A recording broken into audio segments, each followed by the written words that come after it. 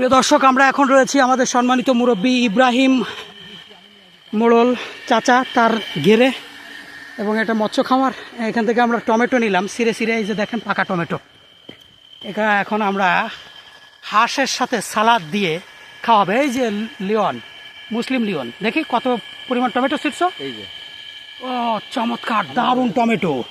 এবং এই যে দেখেন কি পরিমাণ পেঁপে, ইতিমধ্যে একটা পাকা পেঁপে একজন ছিঁড়ছে। পাকা পেঁপেটা ভাই, টমেটো কয়টা পাইছেন? দুইটে পাকা, দারুণ। হাঁসের সাথে সালাদ সেই চমৎকার হবে। দেখি পেঁপে, পেঁপে কই? এই খান সাহেব, এই পেঁপে দেখি কেমন। হ্যাঁ পাপা, এই পেঁপেটা ছিঁড়ছে কে?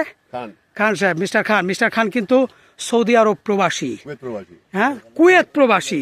তাহলে দেখেন এখানে কিন্তু আমাদের রয়েছে টমেটো এবং চমৎকার রঙের পেঁপে।